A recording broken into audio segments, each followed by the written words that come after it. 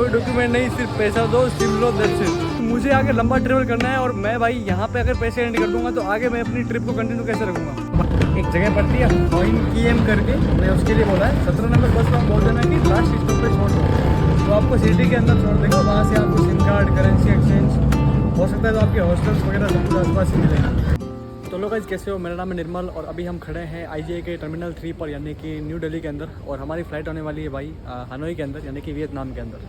Actually मैंने Vietnam airlines में ticket book की है, आप किसी भी एयरलाइंस में कर सकते हो। यहाँ पर डायरेक्ट केवल 2 ही फ्लाइट चलती है, वियतनाम एयरलाइंस की और एक चलती है वियतजेट की। भाई वियतजेट जो है वो लो कॉस्ट एयरलाइन है, जैसे अब थाई एयरवेज होती है उस टाइप की एयरलाइन है, जिसमें आपको खाना वाना कुछ नहीं मिलता, उसके लिए हर चीज़ के लिए आपको एक्स्ट्रा देना पड़ता है। जबकि वियतनाम एयरलाइंस है वो एक फुल सर्विस एयरलाइन है, जैसे अपने इंडिया में विस्तारा होती है ना, वैसे ही इसके अंदर फूड भी इंक्लूड होता है। इसके अलावा यहाँ पे ड्रिंक्स भी सर्व की जाती है, इसमें आपको ब्लैंकेट भी देते हैं और भाई इज्जत भी देते हैं। मेन बात तो ये है, प्राइसेस का काफ़ी डिफरेंस है। मैंने ये जो वियतनाम एयरलाइंस बुक की है इसके लिए मैंने पे किया है 10,800 रुपीज़ के आसपास, जो कि 1 वे टिकट है, रिटर्न नहीं है। लेकिन जो वियतजेट की फ़्लाइट है वो भाई वो आपको वियतनाम छोड़ देती है लगभग 6,000 रुपीज़ के आसपास, और कभी कभी ये 5,500 के आसपास भी मिलती है। डिफरेंस खाली यही है कि उसके अंदर जो केबिन बैगेज है उसके अंदर लिमिट होती है, आप 7 kg से ऊपर नहीं ले जा सकते, जबकि इसके अंदर बैगेज इंक्लूड होता है। केबिन के अंदर 7 kg है और जो चेक इन बैग है वो लगभग 23 kg के आसपास है, तो वो भी इंक्लूड होता है। इसके अलावा फूड भी इंक्लूड होता है। तो मेरा यही मानना है कि आप एक फुल सर्विस एयरलाइन बुक करो, चाहे 1,500 एक्स्ट्रा लगे, लेकिन आपको कोई झंझट नहीं रहेगी। ये मेरी फर्स्ट इंटरनेशनल ट्रिप है। इससे पहले मैं नेपाल जा चुका हूँ, लेकिन उसकी कोई वैसे नहीं, कोई पासपोर्ट पे कोई ठप्पा स्टाम्प वगैरह कुछ लगता नहीं है। खाली इंस्टाग्राम में स्टोरीज़ के अंदर हाईलाइट लगा है कि भाई नेपाल के अंदर गए हुए हैं। उसके अलावा मैं आपको बताता हूँ कि वीज़ा के बारे में क्या क्या प्रोसेस है। तो वीज़ा के लिए आपको लगते हैं भाई $25 के आसपास, जो कि इंडियन रुपीज़ जो बनते हैं 2130-40 रुपये के आसपास। और अगर आपके पास कोई इंटरनेशनल या फिर कोई फॉरेक्स कार्ड नहीं है तो आपको हो सकता है 100-200 ऊपर लगे, यानी कि आपको 2300-2400 के आसपास पड़े। लेकिन अगर आप किसी फॉरेक्स कार्ड जैसे कोई नियो कार्ड है, मैंने नियो कार्ड से पेमेंट किया था बेसिकली, तो मेरा खाली 2155 रुपये कटा था, यानी कि $25 ही मान लो ओवरऑल, क्योंकि कुछ एक्स्ट्रा कटा नहीं। और वो फॉरेक्स कार्ड है, वैसे भी तो 3% सरचार्ज जो लगना था वो मेरा उसके अंदर लगा नहीं। वीज़ा के बारे में, वीज़ा काफ़ी सिंपल है, आपको पासपोर्ट चाहिए। इसके अलावा आपको यहाँ पे बताना पड़ेगा कि आप कहाँ पे रुक रहे हो, उसका आपको एड्रेस भी देना पड़ेगा रुकने का। एड्रेस के बाद आपको ये भी डालना पड़ेगा कि आप कितने तारीख को जा रहे हो, और जैसे ही आप अपनी जो डिपार्चर तारीख डालोगे उसके अंदर वो 30 दिन वहीं से कैलकुलेट कर लेगा आपके आने तक का। जैसे मान लो मैंने वीज़ा बुक किया था वो 26 तारीख को अप्लाई किया था, तो मुझे 26 तारीख से लेकर के नेक्स्ट जो 27 तारीख है, 27 जुलाई 27 जुलाई उस तक एंट्री है, तो मुझे 27 जुलाई तक मुझे वियतनाम कंट्री को लीव करना पड़ेगा। तो ये हो गई वीज़ा के बारे में। सिंपल प्रोसेस है, आप ऑनलाइन अप्लाई कर सकते हो, मैं इसकी लिंक वेबसाइट के अंदर दे दूंगा। एयरपोर्ट का क्या क्या प्रोसीजर है, तो एयरपोर्ट पे सबसे पहले मैंने एंट्री ली थी। तो मैं आया था भाई बीकानेर से, यानी कि राजस्थान से। तो सबसे पहले मैं आया सराय रोहिला स्टेशन के ऊपर, वहाँ से मैंने मेट्रो करी थी। न्यू दिल्ली जो मेट्रो स्टेशन है वहाँ से डायरेक्ट चलती है एयरपोर्ट के अंदर, तो मुझे वहीं से डायरेक्ट छोड़ दिया। ये पूरी प्रोसेस भाई लगभग 100-150 रुपीज़ के अंदर निपट जाएगी, और आपका कुछ भी उसमें नहीं लगेगा। ऊपर से एयर कंडीशन है वो अलग से। एयरपोर्ट के अंदर का प्रोसेस बताता हूँ। तो एयरपोर्ट के अंदर एंटर करते ही मैं गया था अपने बोर्डिंग पास लेने के लिए। वैसे मैंने वेब चेक इन कर रखा था, तो वेब चेक इन करने के अलावा मेरे पास बोर्डिंग पास तो ऑलरेडी आ गया था वैसे।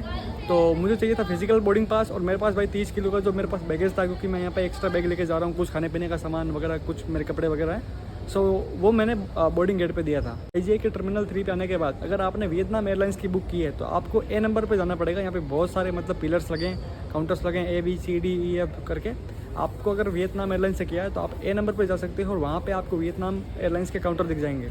वहाँ जाने के बाद वो आपसे सिंपल चीज़ें पूछेंगे भाई, मुझसे कुछ ज़्यादा पूछा नहीं। उन्होंने बोला पासपोर्ट दिखाओ, तो मैंने पासपोर्ट दिया। उन्होंने कहा वीज़ा दिखाओ, मैंने वीज़ा दिखाया।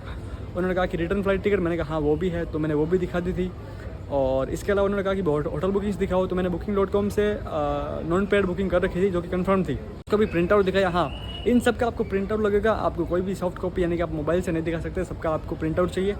और उसके बाद उसने पूछा कि भाई कितना कैश लेके जा रहे हो, तो मैंने कहा $300 मैं कैश आगे से एक्सचेंज करा लूँगा, और $500 से $600 के आसपास मेरे जो नियो कार्ड है उसके अंदर पड़े। मैं चाहूँ तो आपको दिखा भी सकता हूँ। उसके अलावा मेरे क्रेडिट कार्ड, डेबिट कार्ड वगैरह भी जो है वो मेरे पास पड़े। उसने अपने सीनियर से कंफर्म किया, फिर उसने मुझे बोर्डिंग पास इशू कर दिया, और मेरा जो चेक इन बैगेज है वो वहीं पे रख लिया। तो इंटरनेशनल डिपार्चर के जोन 3 के अंदर मैं गया। वहाँ पे घुसते ही सबसे पहले मेरा इमिग्रेशन हुआ था। इमिग्रेशन मेरे एक लेडी ने किया था भाई, कोई भीड़ नहीं थी, सीधा मतलब 10 मिनट के अंदर इमिग्रेशन हो गया था। उसके अंदर उसने मुझे पासपोर्ट मांगा, मैंने पासपोर्ट दिया। उसने वीज़ा मांगा, मैंने वीज़ा दिया। इसके अलावा उसने कुछ मांगा ही नहीं। मतलब मेरे पास रिटर्न टिकट भी थी, होटल बुकिंग भी थी, कुछ था, तो उसने कुछ मांगा नहीं। करेंसी का भी मुझे नहीं पूछा। तो मैं कहता हूँ इमिग्रेशन वॉज वेरी स्मूथ। खाली पासपोर्ट मांगा, और मेरा वीज़ा मांगा, क्योंकि मेरा पासपोर्ट भाई एकदम फ्रेश था, कोई भी ट्रैवल हिस्ट्री नहीं थी उसके अंदर। मैं किसी भी कंट्री में पहले घूम नहीं चुका हूँ, कोई भी उस पर ठप्पा नहीं था, तो उसने थोड़ा सा देखा, लेकिन उसके बाद उसने वहाँ पे लगा दिया। इमिग्रेशन क्लियर होने के बाद मैं गया सिक्योरिटी चेक इन में, वो आपको पता है कैसे होता है, मैं सारी क्लिप्स यहाँ पे लगा दूंगा। सिंपल सा आपका जो केबिन बैगेज यानी कि जो आप केबिन के अंदर लेके जाओगे, फ्लाइट के अंदर लेके जाओगे, छोटा सा जो बैग होता है, क्योंकि मेरे पास क्या है, लैपटॉप है, ट्राइपॉड वगैरह है और भी चार्जिंग पावर बैंक वगैरह है, तो वो मैं केबिन के अंदर लेके जाता हूँ, क्योंकि भाई 4 घंटे की फ्लाइट है और उससे आगे चलते रहो, और फिर बहुत सारे गेट आएंगे, 1 से लेकर के 20-25 जितने भी गेट है वो सब आएंगे। और आपके बोर्डिंग पास पे मान लो जैसे मेरे ऊपर लिखा है 20B, तो मैं 20 वाले के अंदर बैठ गया, और उसके अंदर आमने सामने भी आई थिंक वो होता है, तो जो ए है आप उस तरफ जाना। अगर आपका ए लिखा है, तो जैसे मेरा जो बोर्डिंग पास है उसमें लिखा है 20B, तो मेरा जो बी साइड वाला है, तो आई थिंक वो बी होता है राइट साइड के अंदर। तो आप एयरपोर्ट के ऊपर आप देख सकते हो, जिस तरफ भी है आपका, जिस तरफ है आप उस तरफ जा सकते हो। जैसे मान लो मेरा जो फ्लाइट का जो डिपार्चर टाइम है वो 11:35 है, और जहाँ पे मुझे बोर्डिंग गेट पे पहुँचना था, ये सब प्रोसेस हुआ, और अभी मैं गेट पे हूँ, वेट कर रहा हूँ मेरी फ्लाइट का। मैं आपको फ्लाइट भी दिखाऊंगा आगे, फ्लाइट के अंदर का एक्सपीरियंस भी दिखाऊंगा, और वहाँ पहुँचने के बाद क्या क्या होता है वो सब भी दिखाऊंगा। तो भाई अभी मैं अपने बोर्डिंग गेट पे पहुंच गया हूँ, जो कि 20B है। यहाँ से अपनी हानोई के लिए जो फ़्लाइट है वियतनाम एयरलाइंस की, वो बोर्डिंग एक्सेप्ट करना स्टार्ट करेगी 10:45 के आसपास, और जो फ्लाइट का डिपार्चर टाइम है 11:35 है।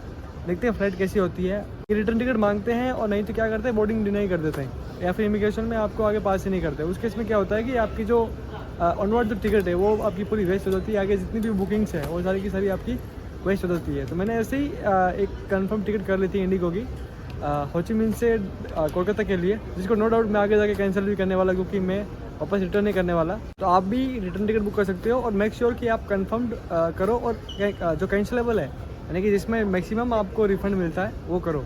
मेरे केस में मैंने 11,000 दिए थे रिटर्न टिकट के लिए, जिसमें इंडिगो 1,000 काटेगी और 10,000 के आसपास मुझे वापस रिफंड कर देगी।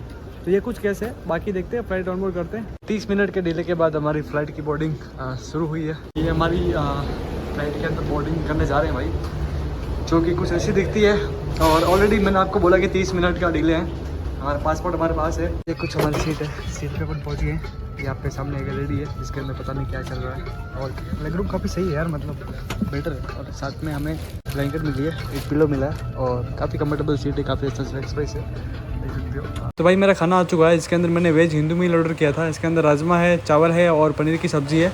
साथ में इसके अंदर एक बन भी है और बटर भी है, जिसको मैं खा सकता हूँ, और कुछ सैलड भी है और फ्रूट्स भी है, और साथ में उन लोगों ने स्प्राउट्स भी दिए, और पानी भी था, ड्रिंक्स भी इसमें अलाउ थी, तो मैंने कोल्ड ड्रिंक ली थी।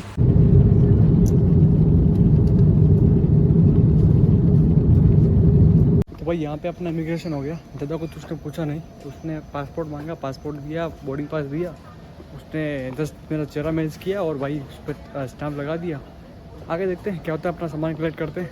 अभी हम एयरपोर्ट से जाएंगे सिटी सेंटर के अंदर, जिसके लिए हमारे पास 2-3 ऑप्शन थे। पहला ऑप्शन था कि हम ग्रैब टैक्सी बुक करें, या फिर ग्रैब जो बाइक होती है वो बुक करें, ग्रैब से, गोजेक से, इन सब से। सेकेंड ऑप्शन हमारे पास ये था कि हम यहाँ से जो बस चलती है सिटी सेंटर के लिए वो लें।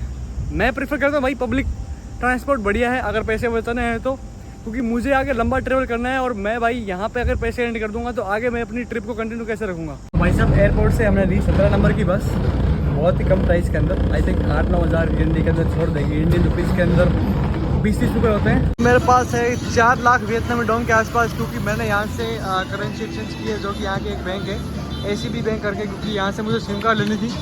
तो सिम कार्ड का जो पेमेंट है भाई मुझे डोंग में करना था, तो 2.5 लाख वियतनामी डोंग देके भाई अपन लोग सिम ले रहे हैं। यहाँ पे बेसिकली सिस्टम क्या है, कोई पासपोर्ट की रिक्वायरमेंट नहीं है, आपको डेटा मिल जाएगा, आपको खाली वियतनामी डोंग देना है। मैंने यहाँ पे 2.5 लाख डोंग दिए और एक सिम कार्ड ली है, इसके अंदर भाई 75 GB इंटरनेट है, और पर दिन भाई 5 GB के आसपास है 15 दिन के लिए। कोई कॉल वॉल कुछ नहीं, कोई डॉक्यूमेंट नहीं, सिर्फ पैसा दो, सिम लो, दैट्स इट। देखो भाई सिम कार्ड देती है भाई 75 GB इंटरनेट है, 5 GB पर डे मिलेगा 15 दिन के लिए।